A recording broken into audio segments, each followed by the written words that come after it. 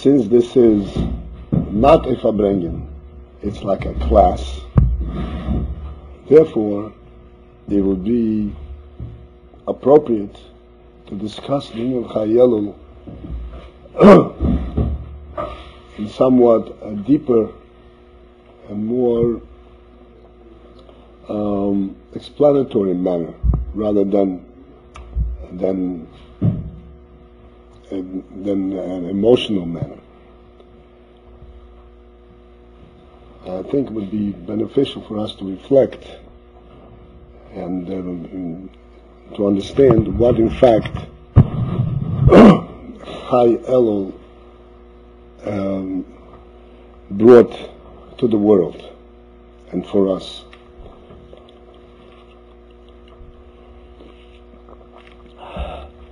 And as a result also, what privilege we have and what is the special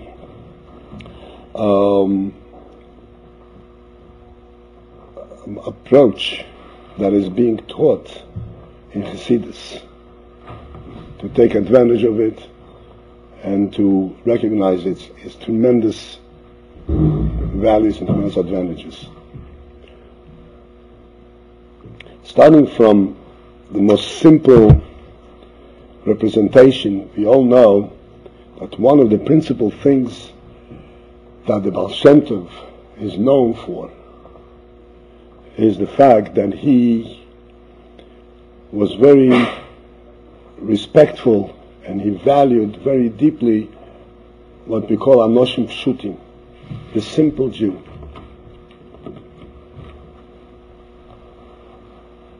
He always spoke about them. He spoke about the purity of their Avodah. He used to welcome them and deal with them in a very close range, in very close manner when they would visit him, even to the extent that some of his holy Talmidim couldn't understand. They were wondering what is going on. These are, after all, simple folk. They don't have the understanding of his Talmidim. They're nothing close to the Baal Shem Tov. And yet the Baal Shem Tov, this was in fact in his activity. Baal Shem Tov used to travel a lot.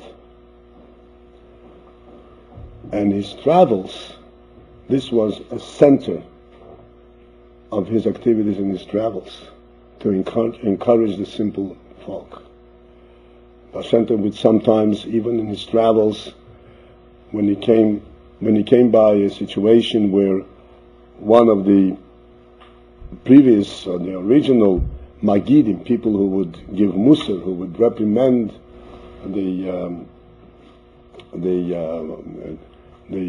townspeople, and they would bring them to tears, the Baal Shem Tov would stand up in the middle of a talk and he would hush them and say, "What are you doing?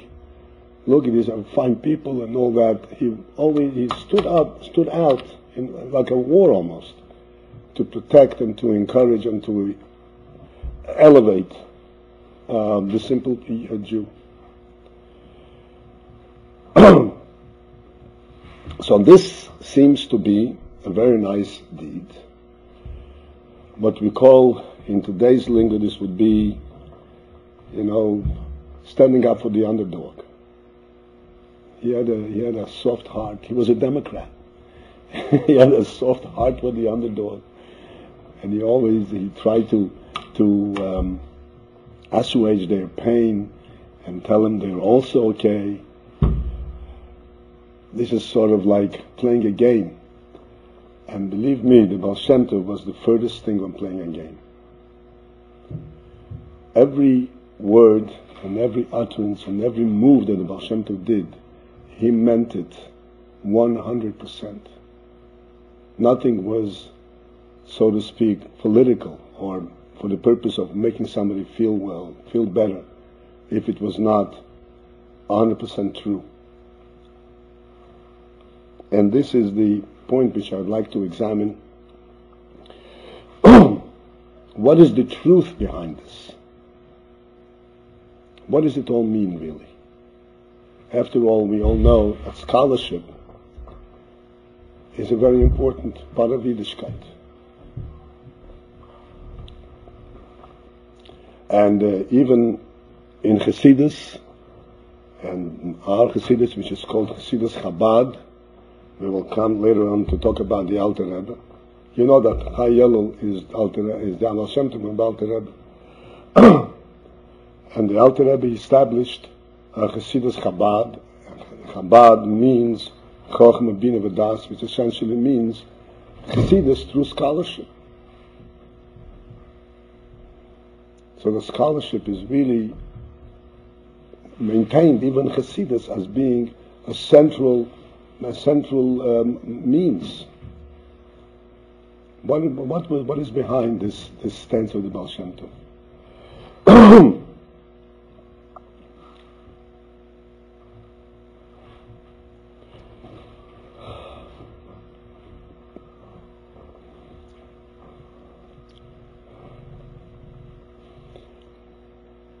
The essence of the teaching with the Baal Shem Tov will come to light. We discuss briefly the very first principle that the Alter Rebbe brings down in Tanya, where he says that every Jew possesses two souls.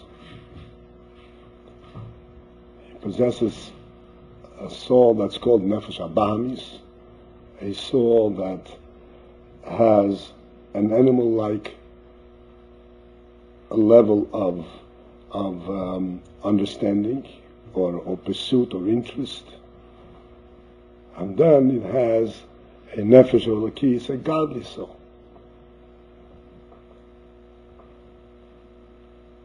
And the Alter Rebbe discusses the various tendencies of the godly soul and the animal soul.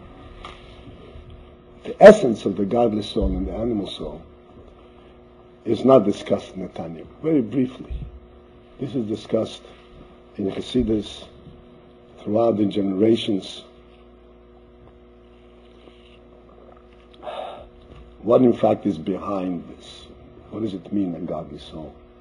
What does the godly soul know?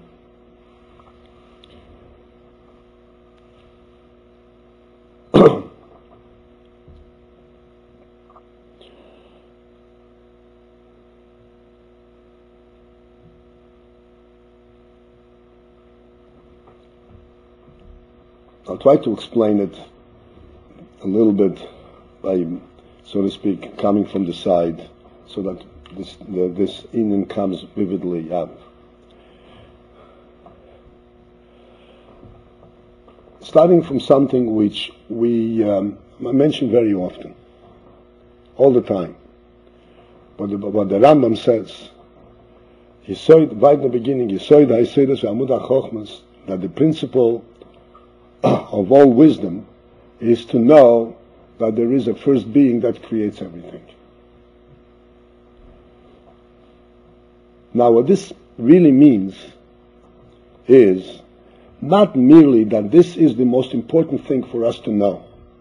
If we know this, then we can go on to learn other things. If we don't know this, we don't know the most important thing. We're ignoring the real essence of knowledge. What this means, in effect, is that there is no way we can understand anything. Nothing can possibly make sense if we do not know this principle. This is what it means. You can make sense of it through, in a limited fashion.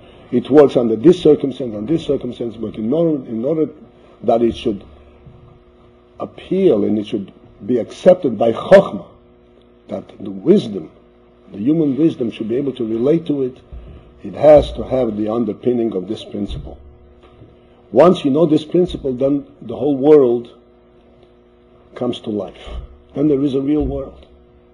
And there is something to learn, something to understand, and whatever you understand falls into place. It has a place. start understanding something in an insignificant environment. Oh, that's what it is. Okay, that's what it is. And what difference does it make? I don't know. There is significance to everything that you learn. Everything finds a place. This principle gives life to all wisdom.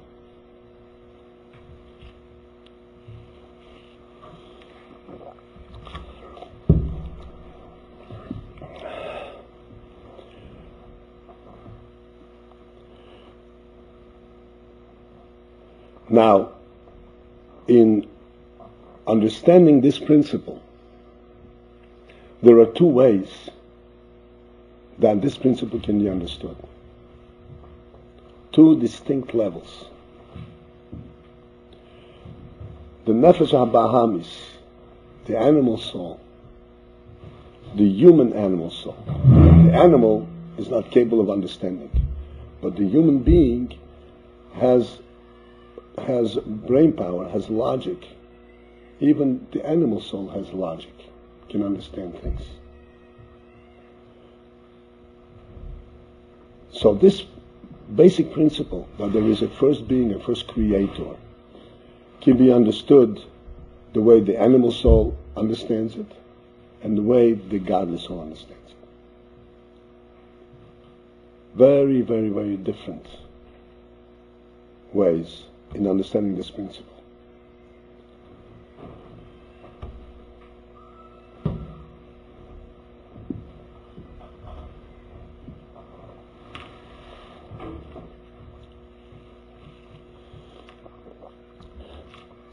And I want to explain and illustrate the difference. And before I do, sometimes it becomes a little bit complex slightly. I try to keep it as simple as possible. Anything that anyone doesn't understand, please stop me and I'll try to clarify.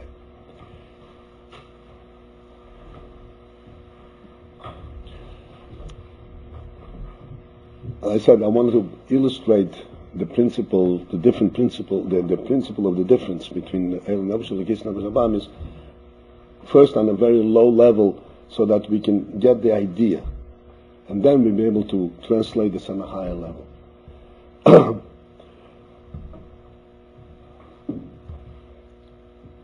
A living thing can move. A human being can move. An inanimate object cannot move. This box cannot move. Yet, if you push it, it also moves. And what is the difference between when the box moves because you push it, or kick it, or if a human being moves by his own energy and his own activation? The difference is clear, that when the box moves, the box in its own, from itself, does not recognize that it's moving. It's being made to move by an external force. But it itself cannot relate to that whole concept of movement. Whereas a human being, when he moves, he is moving.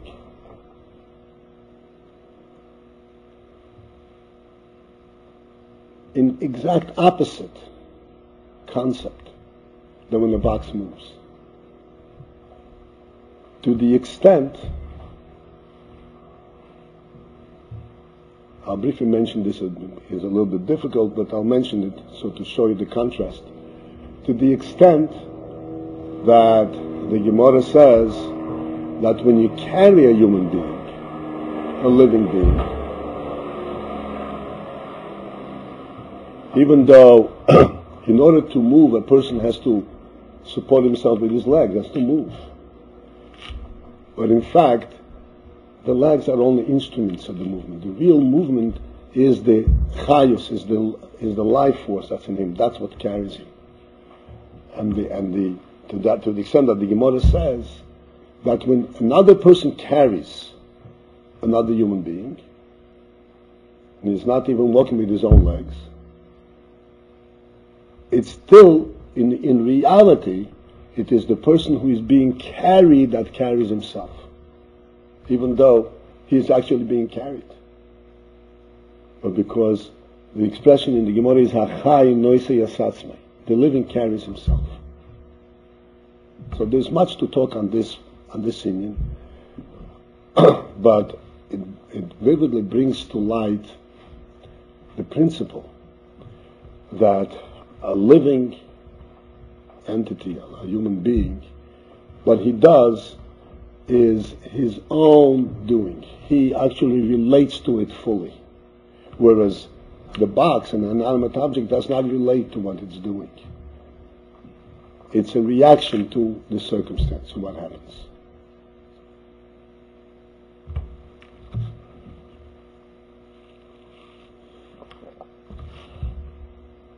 Taking this analysis,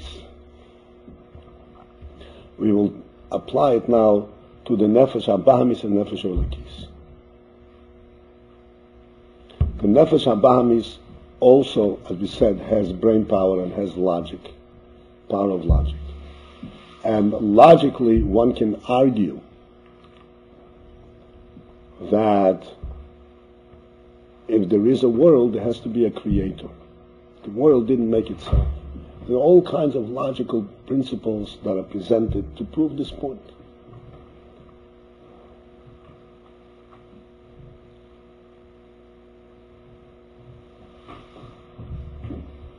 And therefore the Nefesh HaBahamis, the Behemoth, also can submit to the principle, to this argument, and agree that yes, there is a creator. But after that it is proven to the Nefesh HaBahamis, and after that he agrees, yeah, the proof is solid, I agree, it's a pretty good argument. It cannot directly relate to that which was proven. It doesn't really mean anything to it. It is like the box being kicked and being moved by a force outside of itself. It does not really relate to this principle. It doesn't have the capacity to relate to the concept of a creator. It does not have the capacity to relate to an entity that is invisible, that is intangible, not knowable, that does not itself have to be created. It doesn't have measures, it doesn't have weight. It cannot relate to that. It's not real.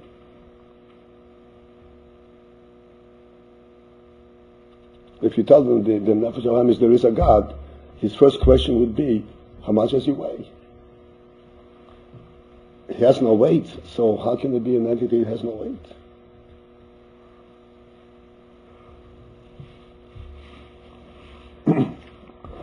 And the whole concept of creation, that the world is not an entity that existed forever, and that the world was actually created from a non-existent state, what's called Yesh Me'ayin, is something which the Nefesh HaBahamis cannot relate to. It cannot deny the accuracy of the argument, but it cannot relate to it.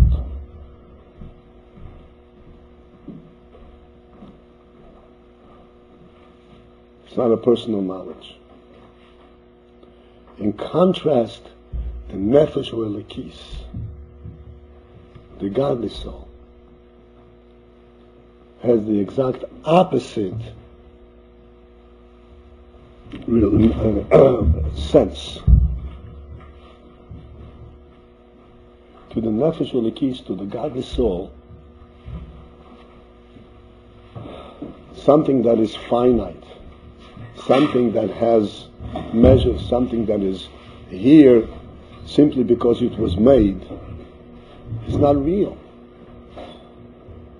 The godly soul relates to that which is in essentially real, which is true in itself. It doesn't just, it's not just presented, just made to be, but it's really there, regardless whether you see it or not.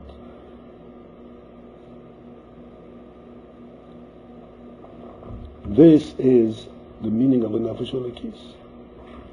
It relates exclusively to that which is godly.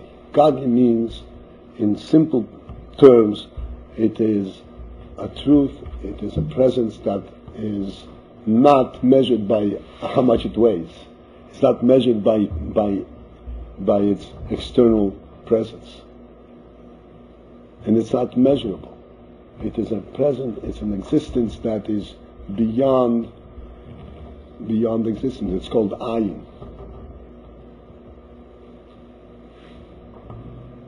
It's a true existence. And that's what the Nefesh Elokis can relate to. Only. Because that's real.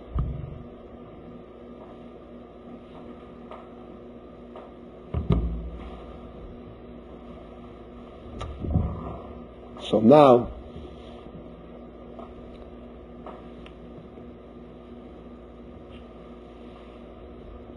prior to the Baal Shem Tov, every Yid always had a Nefesh Elokis and Nefesh Abbas.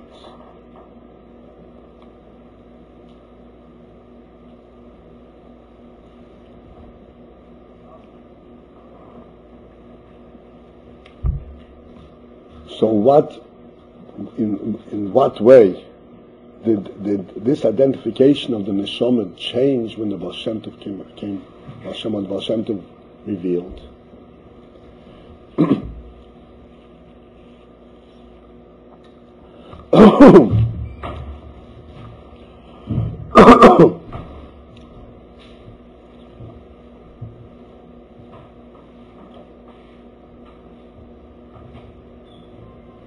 So prior to the Baal Shem Tov, there was also a Nefesh Elokis.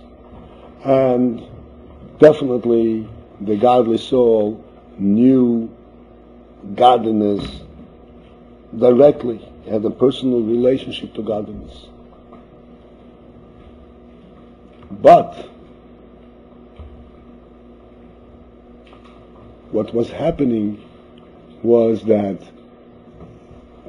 due to the approach of scholarship, what was happening was that the value and the richness and the greatness and the purity of this nefesh was not being recognized. What was being recognized was only after it went through a process of scholarship, only it went through a process of clear definition and understanding. But the pure soul, that which the soul knows directly, without the approach of scholarship, that was not recognized. What is the value? Since ultimately we do have to understand things. What is the value of this direct knowledge that prior to scholarship? And this is what I mentioned before, the principle that the Rambam says. The principle that the Rambam says is that all knowledge depends on one principle, that there is a first being that creates everything. By the scholar, this is what the Baal Shem Tov was teaching. By the scholar, this knowledge itself, that there is a first being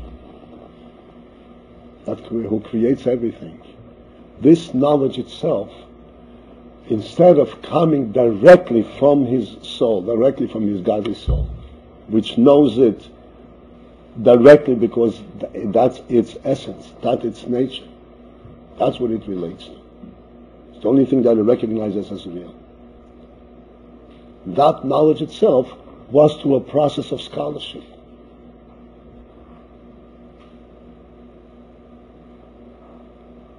And came the Baal Shem Tov and he said that we have to understand that the knowledge that the soul itself, without prior and explanation, without any scholarship, the knowledge that the soul itself recognizes of the truth of godliness is infinitely superior to any of that knowledge that can be acquired through scholarship.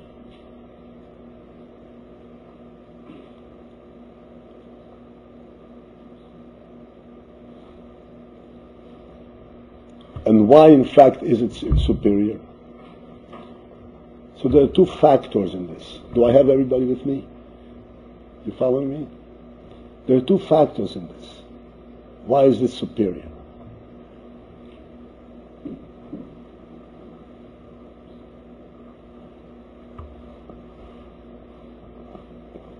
Number one, in the way we know it.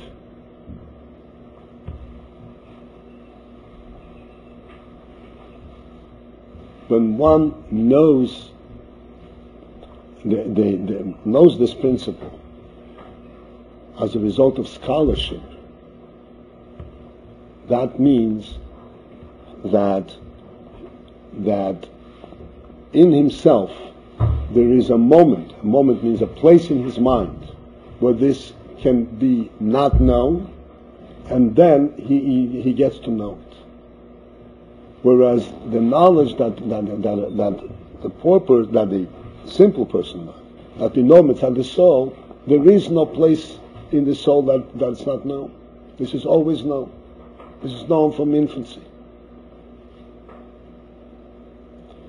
And the other thing, which perhaps expresses it even more emphatically and shows its greatness, is in this following point. And here I'd like really to try to follow what I'm saying. God, by definition, means that which creates everything, but it itself does not need to be created. Right? Otherwise it's not talking about God. What does it mean it doesn't need to be created? Because it's a principal truth that in the expression of the Rambam and Jewish scholars, it cannot not be. It's not like something, a presence that you say it exists because I have proof of its existence. But it goes beyond any proof. It doesn't need proof because this is an union that cannot not be.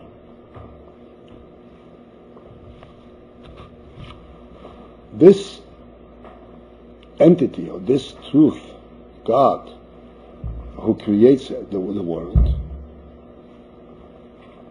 can be known at two levels. He can be known by the way he manifests his presence. You know what manifest means? He shows. How do we show? He creates the world. He creates the world, so therefore we know he's there. So when we know the godly presence, because he creates the world, that means that we have a manifestation, we have something that points to his existence. That means that we don't know his real truth. His real truth is such that does not need any manifestation, does not need any proof. Because his real truth is a presence that cannot not be. That true presence that cannot not be cannot be known through scholarship, through logical explanations. That true presence, that truth of the course of godliness can only be known by the soul itself. Because the soul its primary knowledge is God, doesn't know anything else. Its knowledge of itself and its knowledge of God is inseparable. They're not two separate entities. As a matter of fact, it knows God more clearly than it knows itself.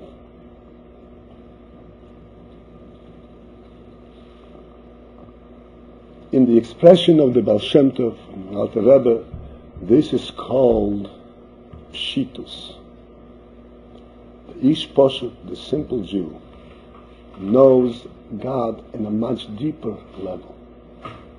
Knows God at the level where it's Poshut, which means he has no description.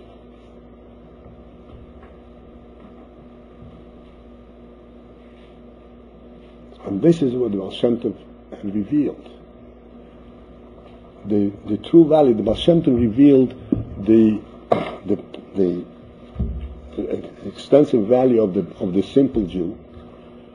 But what he was actually saying is that this is not exclusively the property of the simple Jew. Everybody has it. But he said that the scholar has to come to understand that the true knowledge and true avodas Hashem comes from this soul, from this pshitus, from this simple knowledge of God, not through the scholarly knowledge of God. Because the scholarly knowledge of God does not really touch, does not really relate to the true God, to the true essence, to the true concept that we refer to as God. The pshitus of Olakus, the pshitus of godliness. The Baal Shem Tov had students, tremendous scholars. Baal Shem Tov was not only relating to simple people. Baal Shem Tov has scholars, had students who were world-level scholars and above everything. But these scholars, their scholarship was on a totally different level, because their scholarship was based on this principle of the Baal Shem Tov. Now the Baal Shem Tov revealed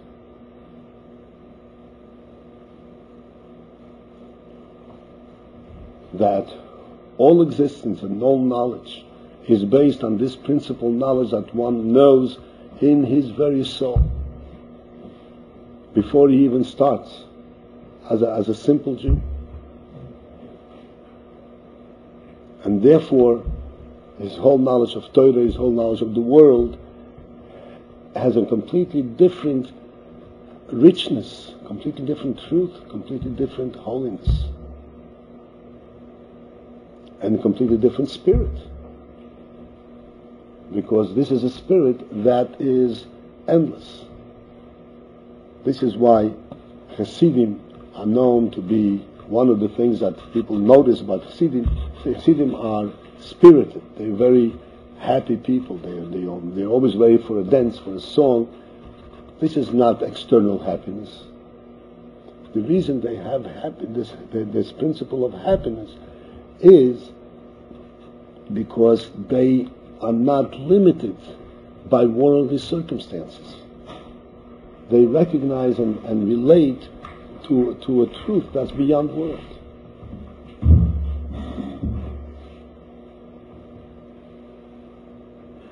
Because, as the Rambam says, the basis of all knowledge, knowing the world itself, the basis for that is knowing God. And the knowing of God, the way the Baal Shem Tov taught it, is a knowledge that is completely beyond world, completely unrelated. It's completely on a higher spirited level.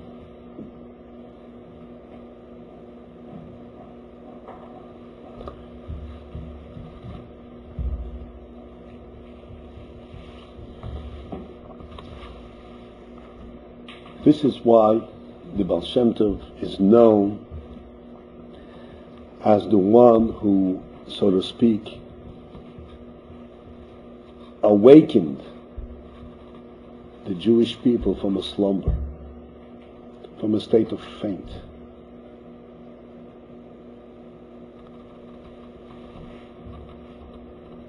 Because with all the scholarship that was going on, and there was great scholarship going on in time of the Baal Shem Tov, but it was without this godly spirit. It was lifeless. And the Baal Shem Tov showed how much life there exists in the Jewish soul. And then he also explained how this life is the most important pearl, the most important treasure that a Jew has. This is the real power of a Jew. Like the Rambam again says, if you don't have the principle, if you don't have clearly this principle, that there is a first being, if you don't have it in your soul, then all your knowledge is to naught. It's never going to teach you anything. It's completely insignificant. It leads nowhere. It leaves you dry, no matter what you know, what you learn.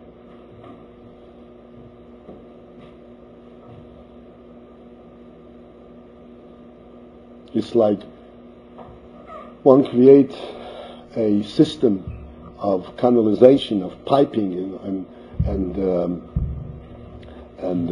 sinks and the water canals without a spring at the other end, without water coming into it. There's nothing going to happen. It looks like a whole structure of canalization, but there is no life coming through it.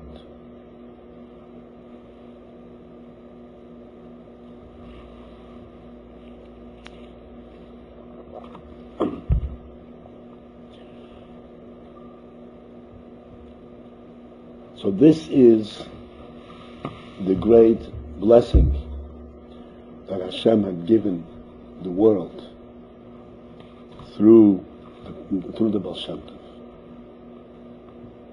Literally bringing the world back to life. Showing that in the world and in the Jew, essentially by the Jew, there's a living soul that knows life and knows the living God intrinsically. It is one with it. It doesn't need to be taught. It represents it. It lives with it.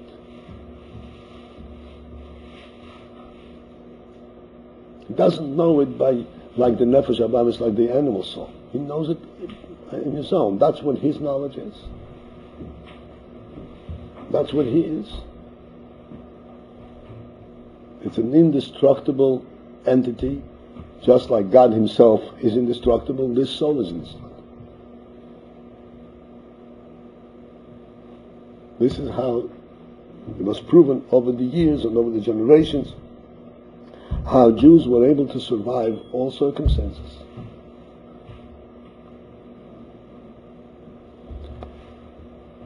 Then,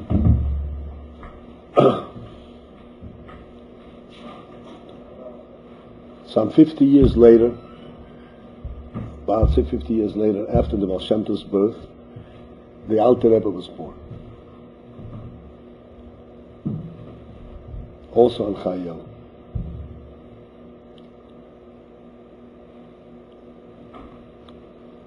And the union of the Alter Rebbe was clearly in line and in enhancing and bringing the message and the teaching of the Baal Shem Tov. But the Alter Rebbe accomplished and created a means of knowing this teaching of the Baal Shem Tov at a level that was not possible before at all.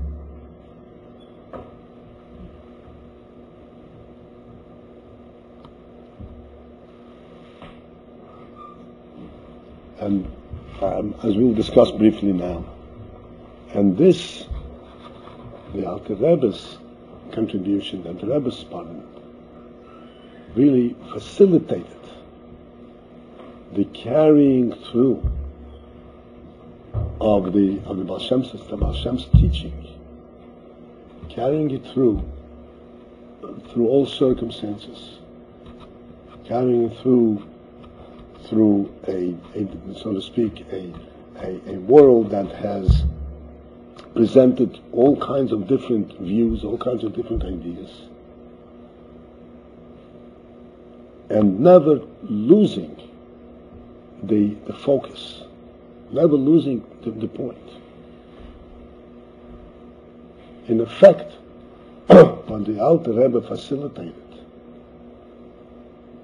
was a complete unification between what we called before the Ishposut, the simple Jew, the pure soul of the simple Jew with the Baal Shem Tov revealed, and the scholar. The Alter Rebbe provided the means by which one can relate and understand this passion, the simplicity of the soul, and the simplicity of God, which cannot really be described. As we said, it's ayin, it's indescribable. And yet the Alter Rebbe provided a means by which we can relate to it in a scholarly manner and really understand what it is.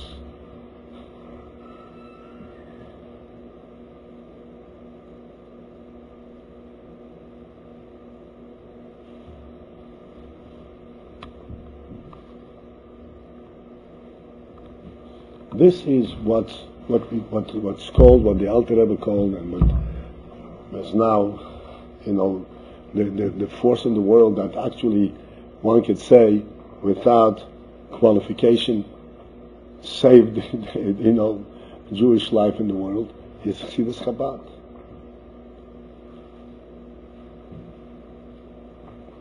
Chassidus and Chabad, one may think, are anomalies,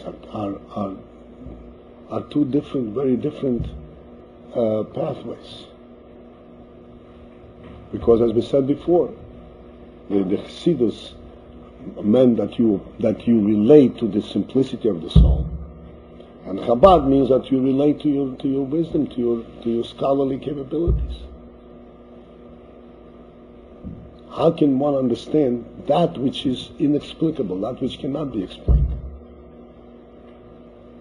This is the great power that the Alter Rebbe had and provided for us and for the world.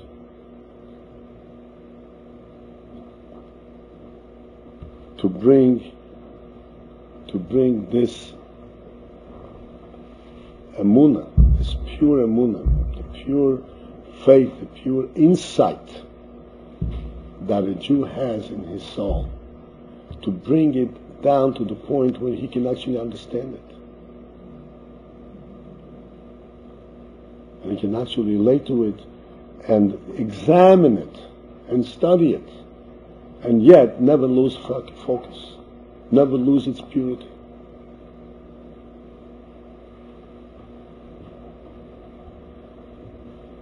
Which was not possible before. This is why you may know that the Alter Rebbe, when he revealed his shita, his approach to Chassidus, he had opposition even from among his own friends. There was a machloikis with the Alter Rebbe even coming from other Talmidim of the Mizitcher Maggid, who were his peers. But they objected to it. They said this is not the way the Rebbe taught us, because this was really a revolutionary approach.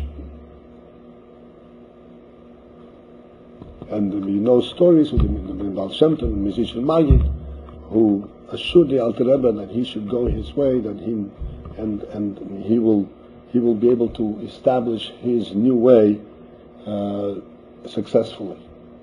But this was literally a revolution even within Chassidus itself.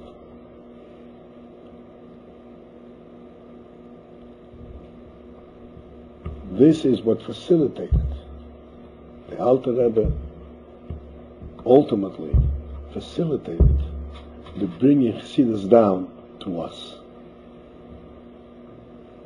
in the way that we can sit and take a book and learn and understand and be focused and directed to seeing the truth of the soul that the Baal Shem Tov was revealing.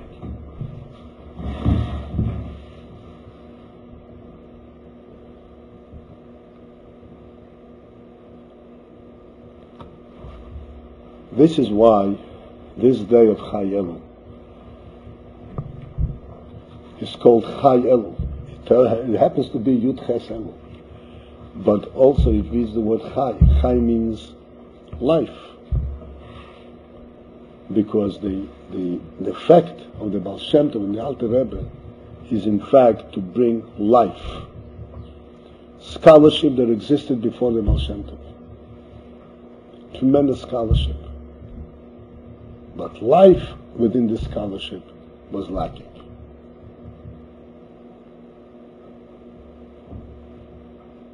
There was a Talmud of the Baal Shem Tov, a great Talmud of the Baal Shem Tov, Rabbi Mordechai. You may know the story, it's a long story. Rabbi Mordechai traveled in direction from the Baal Shem Tov, and he, being a great scholar, wherever he came, they would invite him to speak for the community. And he was a big chassid from Baal Shem Tov, a tremendous scholar.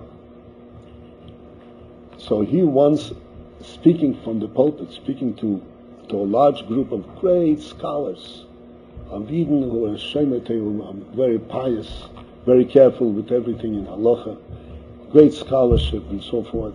And he once said, standing on the pulpit, talking to hundreds of people, and he said,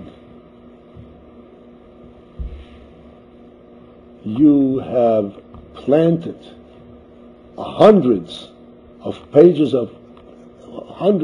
dead pages Gemara in Gan Eden." When a person learns Gemara, he brings the Torah up in Gan Eden.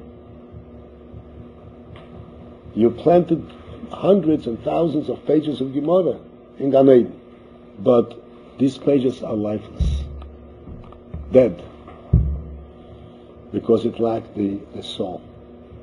It lacked this principle of what the Baal Shem Tov was teaching, this soul power. This is why this is called Chay Elul. This is literally the day that facilitated that we should have Chayus in general, Chayus in Avodas Hashem, Chayus in Yiddishkeit, Chayus in life, and Chayus in Avodah, in Elul. Elul is a time of tshuva, so we know that we have to do tshuva also with the Chayus.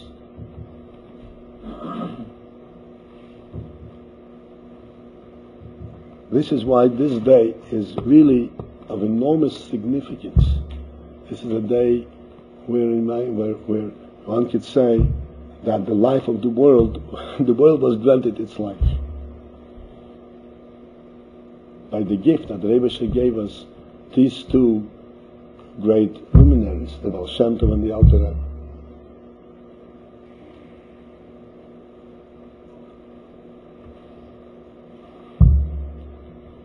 We here now at this late stage of the Gila Chassidus, we are the full beneficiaries of this blessing. When one can come, this is what the Alter Rebbe had accomplished. One can come in from the street, knowing nothing about Torah, knowing nothing about Yiddishkeit, knowing nothing about Hashem, and pick up a sefer called Tanya, and all of a sudden, a new world opens up for him. And the world shines brightly. And he can begin to live and breathe fresh air.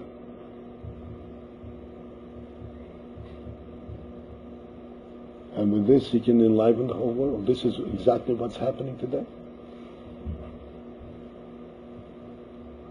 And with Nebush Silf, with this light, and by the effort of all of us here and other people and doing likewise, we will bring some light to the whole world, break through the darkness of the world, and bring about the Gilui of Mashiach.